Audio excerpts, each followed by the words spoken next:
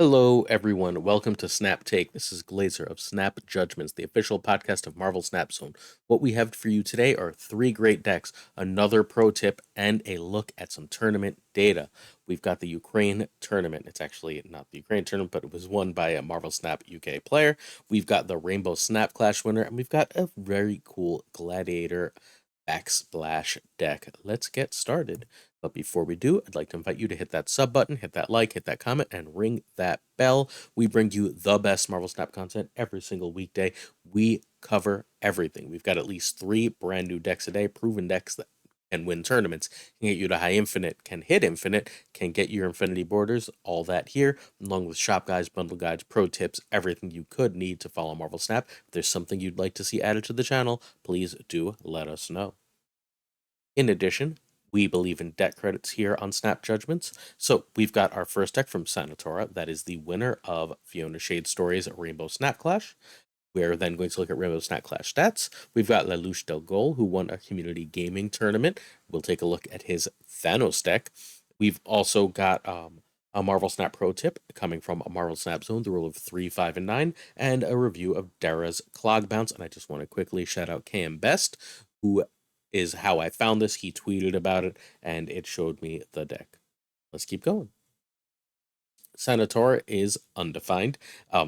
He just named it undefined in the thing, so I thought it was a cute name, and I kept it. This deck is really cool. It is fundamentally this, like, the Brood Absorbman thing remains a top tournament deck. We need to remember that when Infinity Conquest comes around. The deck absolutely dominates in that meta. It basically wants to go Forge into Brood into Absorbman and then pump those cards various ways. This version, because of the format of the tournament, cannot run America Chavez. You have to have 3 totally unique decks, and the opponent can ban 1 for the tournament. We're going to mention that again in a little bit. But that means Ravonna goes in over America. Ravonna as a way to get Patriot and Mystique out more cheaply and a way to get Iron Man down is really, really powerful. Fundamentally, it allows a turn 5 play if you went off to go Patriot into Mystique, which is just so strong. Like if you don't see Forge, you end up going Brood into Absorbman, then you can go Patriot Mystique, and then you can end the game with something like Eliath or Doctor Doom, and you just win at that point, right? Like you're putting a massive amount of stats on the board. Being able to spend turn 6 going Iron Man and Mystique to surprise play is also incredibly strong. Like, there's a lot to like about this deck. It wins games of Marvel Snap. This deck really, really wants America Chavez because Forge into Brood into Absorbman is the most powerful thing it can do. And because of that power, you want America Chavez to increase its consistency. You really, really want Iron Lad. You can try and play it without Iron Lad, but I think you're really going to miss him. If you are missing Lad, try Shang-Chi or Super Skrull. Obviously, that's a spot for America. Alioth or Ravonna could be Chavez. Honestly, I would cut Ravonna for Chavez if it were me. If I were playing this deck, I would be cutting Ravonna for Chavez, assuming I was trying to be as competitive as possible. And Ravonna can also be Jeff or Super Skrull if you're liking Ravonna and don't like Chavez or have Chavez in another way.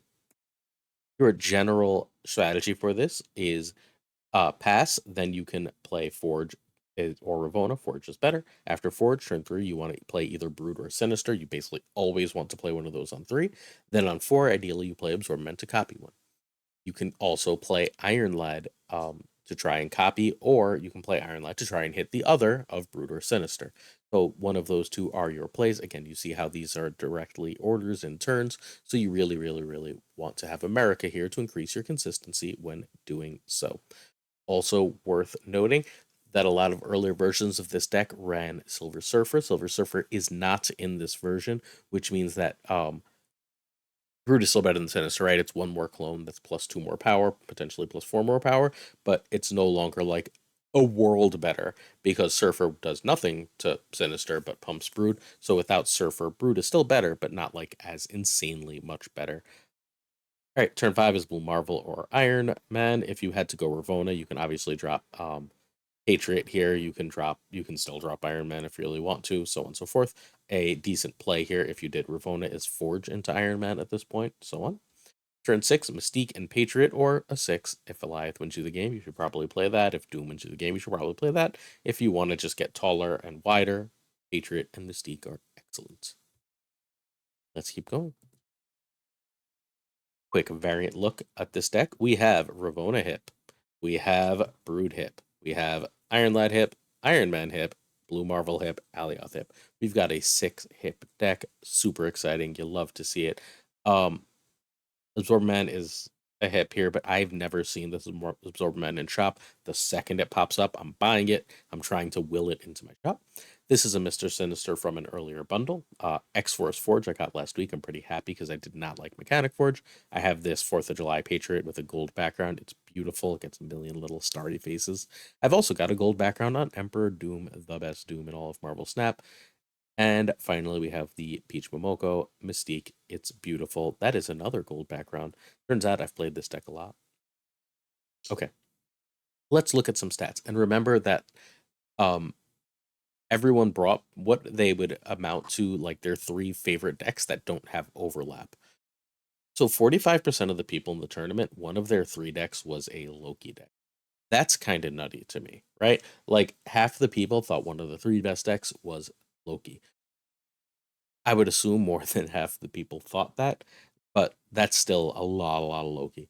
I don't know what else to say except Loki is arguably the best deck in Snap. I think other things are catching up, particularly the number 2 deck is pretty damn close. Ms. Marvel Lockdown is a stellar deck. It is one of the top things in Snap, and it's very powerful. We all know Shuri, Darkhawk Good Stuff, and Chi-Not High Evolutionary, and Thanos Control have just been like the next 3 decks, Shuri, Darkhawk, Sheena, Thanos, have been the tournament meta forever. So added to that is the Ms. Marvel Lockdown, which sort of took a bit of the Thanos share of the meta out. And Loki, of course, is arguably the best deck in these.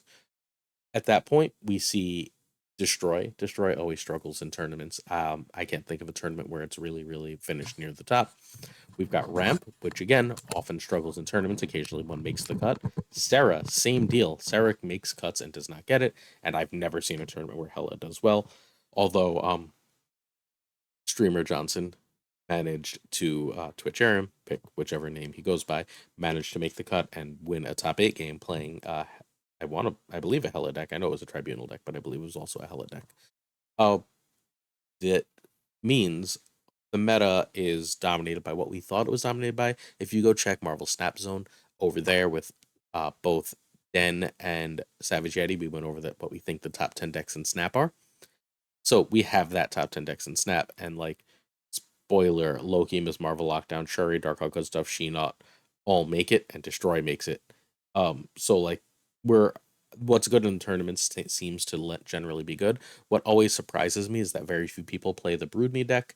The Brood Me deck remains super competitive in every tournament that it's played at. And cards that appeared in at least one of the 3 decks are completely freaking insane. I like that Loki's not in the top 11 here because Loki's probably at 45%, because if Loki was in the deck, it was a Loki deck, right? But America Chav is in 80% of people's 3 decks probably means it has to go, right? Like, it would have gone in more if it could have, right? Like, so America Chavez probably needs a nerf. I know that hurts the overall consistency of the game, but that's also probably a little healthy for the tournament scene as well. Jeff, Nico, and Eliath are all 71%. Those are all Series 5 cards, so that's not great. America's a card everyone has Series 1, right? So is Professor X. But the 4 cards in the middle are all Series 5 cards, which means, geez, I hope you got them. Eliath was in Spotlights a few weeks ago. Nico's back in a few weeks. Jeff is back in a few weeks. So, like, if you want to compete at the top levels of Snap, these are cards I think you fundamentally need, which means that the Spotlight system is, well, if people have them enough to play them, Spotlight system is at least working to some extent. But that these cards are so widespread is not ideal. It's also notable though that the 4 we're seeing, remember Loki is a Series 5 card now, right? That's 45% of decks. But because Loki only goes in Loki decks, you're only going to see him in one type of deck.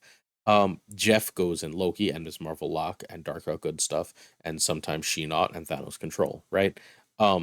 Nico goes in Thanos Control and Dark Hawk Good and Loki and just various other nonsense. Eliath is the top end in Thanos Control, and often slots into Shuri and Ms. Marvel Lock and so on. So like Iron Lad, etc. So these decks are what makes these cards so good is that they go in multiple decks. They make multiple decks work or help multiple decks be better. Whereas a lot of the what we're looking at is cards that are like generally good stuff cards when we look at this. Professor X is a major meta staple here. I think you can make up the majority of that Professor X because I bet you it's in every Ms. Marvel lock and every Thanos control. And that right there is 42% of its being seen. So we're getting there, and then like it's in most of the 11% of ramp, and there you go. Right? Like we found Professor X. Congrats. Ms. Marvel is in far more than lockdown deck. She is also basically a staple in Dark All Good stuff now. Again, that's the majority of that card's play rate. Um, See armor and Cosmo at 58%. That's why I don't think you should ever bring Destroy to one of these tournaments. Luke at 55% is the same issue. You get to the cut with them, that's great, but all you need, the opponent really needs, is those 1 or 2 cards that they shut you down. And then Doom is the ultimate good stuff 6 along with Goliath. So that's where we are. Mostly what I'm looking at here is, so I don't think they should put more Series 4 cards into Series 3 until they have a solution to Series 3 being about 6 months to get through. Like if you're not spending more than the season pass, Series 3 being 6 months to get through is an unacceptably long time. I don't think they should expand Series 3 until they have that solution. But knocking a few of these 5s to Series 4 would go a long way to making this game more affordable, making this feel fairer and better for the players of Marvel Snap. So I hope they at least do that in the next patch. And I believe the next patch is the week after Thanksgiving. So like next week. Here's hoping. All right. Our next deck is again, community gaming tournament winner. These are not ones I know a ton about. I know that community gaming hosts regular tournaments. These are fairly prestigious tournaments. Lelouch is a major tournament player who played in all the Snap Battle Arena tournaments. We miss you, Alphos. So he's still clearly competing tournaments. He finishes at the top of many, many of these tournaments. This deck is really cool. It is going to want for space. Fair warning. Cool. This deck is going to want for space because both board and hand, because it wants to move Werewolf around, but it wants to use the stones to draw and bounce them back. Like I would not have thought this works, but here we are, won a tournament. This is probably better in Conquest than on Ladder. Fair warning. I think that the other deck is better on Conquest than Ladder, but like the difference is probably negligible unless you're playing a million games. Whereas this deck I think is significantly better in Conquest because you can afford to do those 1 cube retreats without getting frustrated there. Like you 1 cube retreat, and then you see what you need and you go off and the opponent can't beat you. Basically here, you're trying to make Werewolf big by using stones to bounce around. Werewolf gets so huge that Shang and Alioth just win the game. You can also lock a lane Professor X and win that way. You keep the board space with, again, the bounce package. Mirage can be Elsa or Medusa here. I think probably Medusa so as not to mess up space, but Elsa's probably decent here. I know Elsa and Werewolf don't go perfectly together, but my logic here is that, well, Werewolf is not always going to show up because this is a Thanos deck. Lad can be Super Scroll or Iron Man. Obviously, that's worse, but fine. Eliath can be leader. I spelled his name wrong there. Sorry, it's Alito here, but you get the idea. Eliath can be leader here just fine, assuming you have board space and play to that fact. What this deck winning largely tells me, and I'm not going to trying to be rude because this is obviously a brilliant deck, is that Lelouch is really good because this is hard as crap to pilot. Turn 1, draw. Turn 2, draw. Turn 3, it's bounce or time stone, sometimes both. Turn 4, if you can, Professor X. If you have a 5-drop you can play, Blue Marvel is also great here. You can also play a 1-drop and bounce with Bishop, or you can just drop Lad depending on what's in the deck. If you're if you're already wide on turn 4, you haven't bounced, you got a bunch of stones out. Blue Marvel is great here, so is Professor X on some stones to close out a lane. If not, go even wider. And you can also just drop a Dino if you feel like your opponent can't compete somewhere. Turn 6 is Eliath or Dino. Nice and simple. Good. I'm glad. Try playing it. It's not simple. This is, again, like Thanos is always one of the harder decks to play. This is one of the harder decks to play. Fair warning to all. This is a variant look now. All right, we've got our Hip Falcon, our Hip Jeff, our Hip Beast, Hip Blue Marvel, Hip Lad, Goliath, another 6. Awesome. This is my favorite Mirage. I think it's great. It super fits the comics. It feels like X-Force. This is the best werewolf until they put the hip in the game, as far as I'm concerned. I bought the Peach Momoko Shang-Chi. I'm trying to get it with a gold border. I will relatively soon. It's beautiful. I decided Robo Dino here. Don't know why I usually use Cozy Dino. Just didn't feel right here, so I went Robo Dino. Um, I have Baby Professor X with his BF, and B can stand for Best or Boy, Magneto. And Thanos, I've got gold with lovely, lovely um, purple Kirby. And I love it, and it's gorgeous. So that's this deck. I'm a fan. Hopefully, you are too. All right, Marvel Snap Pro Tip 6 comes from Empyreon on Marvel Snap Zone. He released a strategy article, and I think he had one really great idea. This is specifically for turn 6, but obviously you should be thinking about it before turn 6. Remember the rule of 3, 5, and 9. Okay, 3. Ready? There are two important threes you need to pay attention to at all times on the last turn of the game. One is Jeff. Can Jeff jump in somewhere and beat you? Will that extra 3, if moved, ruin your life? And then you're going to have to figure out what, based on their deck, they could do with Jeff. Or will a 3 from Eliath beat you? If you try and play there and that Eliath means they win, and you know they have Eliath, you have to be careful and count out Eliath. The rule of 5 is fundamentally the rule of Doom, although to a lesser extent it's also the rule of Silk. The rule of 5 means if they drop Doom, am I dead? Can I beat that Doom? That's one of the other most common enders in the game, right? Dr. Doom and Eliath are, as we saw earlier from the tournament, the two most played 6-cost cards in the game. So can you play around both of them? Your first mental check is, okay, if they have Eliath, do I die? Your second mental check is, okay, if they have Doom, do I die? If you can say no to both of those questions, you can keep going. Although obviously this has some like consideration of what deck they're playing. It's a Shuri Red Skull deck. Sometimes those run Alive, sometimes those don't. So you have to like consider, do you think this is running America Chavez, or do you think this is running Alive? Good. Finally, we end with 9. The rule of 9 is important for two reasons. First, America Chavez is the most played card in the game by basically every deck tracker, by the tournament, by everything we know. So, like, if they just go meh and drop Chavez, do you just die? Sometimes they do, right? Like, we've all lost games to Snap or won games to Snap that way. If they drop Chavez, do I just die? But the other reason is, do I think they're going to drop Chavez, or do they have something bigger? And if they have something bigger and I don't have priority, well, that's important because Shang-Chi is a card.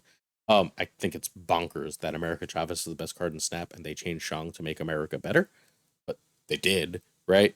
Like, now Shang-Chi only hits 10 power cards, so you need to pay extra attention to what's 9 and what's 10. Um, I've both lost and won games because I and opponents have Shanged 9 power things to do literally nothing at this point.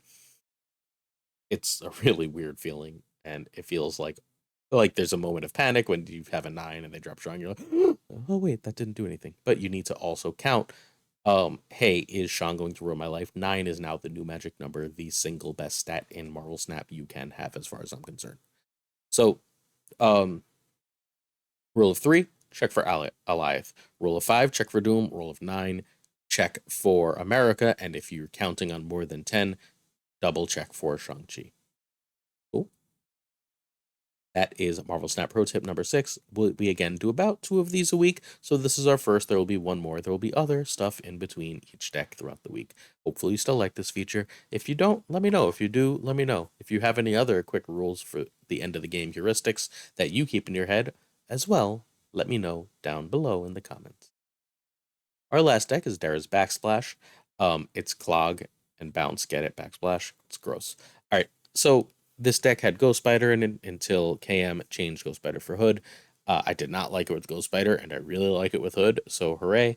Play this like a bounce deck. Your basic goal is to mess with opponent by bouncing cards. You bounce cards all over the place. Werewolf gets humongous, and then basically Gladiator and Doctor Octopus are big enough that in combination with Shang-Chi, Werewolf wins one spot, they win another spot. You go home with a victory. Spider Ham and Black Widow fundamentally remove cards from hand. Black Widow says you can't draw cards. Spider Ham says one of your cards is bad. Um, Ideally, you're keeping Hood out of play by the end of the game, but getting a few 1/6 demons. Shadow King shuts down one of their cards. Shang-Chi shuts down one of their cards. That's the deck. Okay, you must have Werewolf. Don't play this without Werewolf. The better version of this deck we covered weeks ago on this channel, I believe two-ish, and it runs Korg and Darkhawk over Gladiator and Dakak, and then it runs America Chavez over Shang-Chi, basically saying I'm going to be more consistent and win that way. Gladiator can, even in this version, be Polaris or Medusa, just freaking fine. Ham can be Iceman. Nico can be Iceman or Ghost Spider, or even Iron Fist. All good? Good. Turn 1, Forge is better than Hood is better than Ham, unless you already know you want to Forge Gladiator. Forge Gladiator takes care of a lot of the negative of that card. Also gets you to that magic number of 9. Hood early means you have more chance of bouncing it back with either Falcon or Beast, which is important because you don't want to just sit there with that -3, and you'd rather wait a turn or two to Spider Ham so you get a better target if possible. Turn 2, 2/1s or Widow or Falcon. Widow is a card you fit in wherever you want. If you know you have Werewolf, Widow goes before the 2/1s because then you want to drop the 2/1s after Werewolf. And you basically never want a Falcon on 2, but like, again, if you have Gladiator in hand and you Forged, I can sort of see it. Turn 3, Werewolf is priority 1, 2, 3, 4, 5. Getting Werewolf out as soon as possible is huge.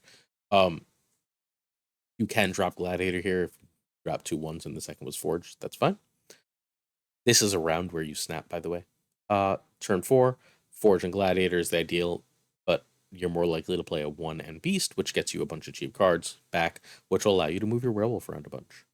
Which means you can Doc, pull everything to a lane, know exactly how much you need to win that lane, and then drop 1s to make that Werewolf even bigger. And then last turn, you're dropping Shang or Shadow King to wreck that Doc lane to win that Doc lane, and then from there, you're hoping that Werewolf wins another.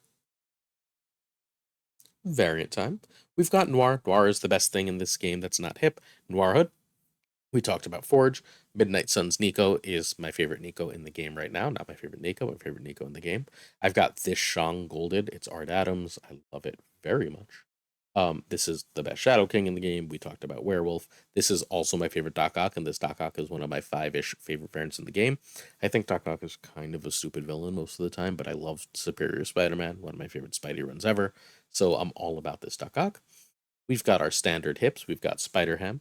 We've got Beast. We've got Widow, Falcon, and Gladiator. 5. Gladiator refuses to have a gold border. He straight up will not get boosters. I hate playing him, but he refuses to get boosters, so I have no choice. I will keep playing him. This is one of the 2 decks I'm playing him in right now. This in a pure junk deck. So if he would kindly get boosters so I can stop playing him, that's fine. Tomorrow, by the way, I'm going to play this deck until I get boosters later on today. So, like, tomorrow, I'm going to give you the full review of Gladiator 1 week in, whether you should grab him or not if you've been waiting for last minute to do so.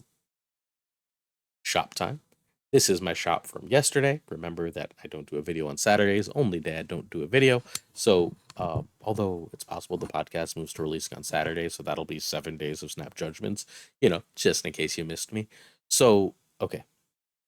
I was real close to buying stuff with this shop. That death is glorious, but I have the Midnight Sun's death with a gold background, so I don't really need another death. I'm never going to play another death besides that. I have Noir Maria Hill. I don't really like chibi variants anyway. I have Noir Black Cat. I told you I love Noir, so I'm not buying other things besides Noir. I have a hip Falcon, a hip Killmonger, so again, I don't need those. We'll talk about the Buckies I like more than this. I actually don't like this Bucky at all. Just straight up, I wouldn't buy the Midnight Suns Bucky anyway. But the Midnight Suns cap is glorious. I have the Chris Samney cap. It's one of my early favorite pieces of art. So since I have that, I don't feel like I'm ever going to play another cap. And like, I need boosters for that cap, so I'm in no rush for this one. Which leaves Nebula. I actually really like Baby Nebula. I think it's kind of adorable. But I have 3 Nebulas and 1 more. And now we're going to do a bonus shop thing in a minute. So I have the Nebula we got for the season pass. I think it's really nice. I think it feels much like the character. It's got the movie vibe for the character. I not on purpose, but got this chibi one from a Spotlight Cache. The little rainbow, the giant head, the planet in the background. I think it's kind of great. Again, I really like it. And then right after that, I was like, well, I love this one. I'm so happy. And then I got the hip. And like now I just play the hip. The hip's eye like glows at you as you're playing the game, and it looks really great when animated. So it's glorious. And finally, the Winter Vacation one is coming out December 5th, December 6th, something like that. It's a $15 bundle that comes with a really good amount of gold and 500 credits for the money. So like I think that bundle is must buy. It's enough gold to make it worth it. Basically, $15 for like the 1200 gold is more or less worth it. Plus, this variant is gorgeous. I'm buying it. Plus, 500 credits is nice. If you don't have Nebula and you're going to spend money on Marvel Snap, this is a bundle to get, right? It gives you a Series 5 card. Awesome, right? Like having an extra Series 5 card is awesome for $15. They usually charge us like $70 if they're going to sell us a Series 5 card directly. This is an amazing deal, and I strongly, strongly, strongly urge you to grab it. I personally know I will be, so I'm putting my money where my mouth is for that one. Next up, we have another day of variants. This is my Saturday into Sunday variants, just so you know. This Pixel Deathlock is kind of great, but I'm not spending gold on even good pixels. We did Wolverine Day like last week. I have multiple really great Wolverines. I have the awesome baby one, I have the okay anime one, and I have the super great rain one. So like my favorite Wolverine costume is the brown and gold. So I have that, so I'm perfectly happy. I have the merged Sentry. Again, I'm perfectly fine with the merged Sentry. I also don't especially like this Sentry, sorry. I'm not spending again gold on pixels for Silken Warpath. Um, and I just bought a claw last week. I think I actually like the Flaviano claw a little better than the Greeky claw I bought, but like it's close enough that I'm not spending 24 an extra 1200, so making it 2400 gold on claw variants. Perfectly happy with the one I have. Finally, Kingpin. I was so close to buying this Noir Kingpin. If this was 700, I would have bought it and everything else be damned. It is so cool looking. However, look at the two Kingpins I have. I'm never gonna play anything but the pirate one unless I have a real specific reason, right? Pirate Kingpin is completely freaking unreal. I love it so very much. I'm very happy with it. Um, Summer Vacation Kingpin is likewise stellar. Look at the tiny little cup in his hand. It's so adorable. I don't play it because when I play Kingpin, pirate. But hey, want a dad joke? I got this is stolen from Mike Solosi of Retro Encounter from RPG Fan. But what's a pirate's favorite letter? Everyone goes R. R. You think it would be, but it's the C. Great. Now that you've never decided to never watch my channel again, let's talk White Queen variants. So I bought this White Queen bundle with the nice summer vacation variant. I like the winter variants better than the summer ones, but I like summer better than winter. Don't ask.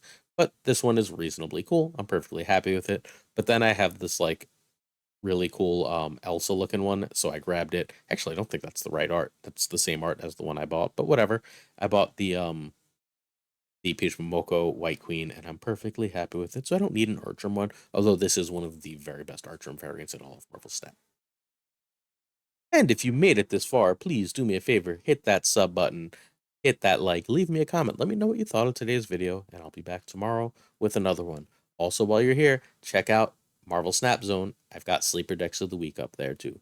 Peace.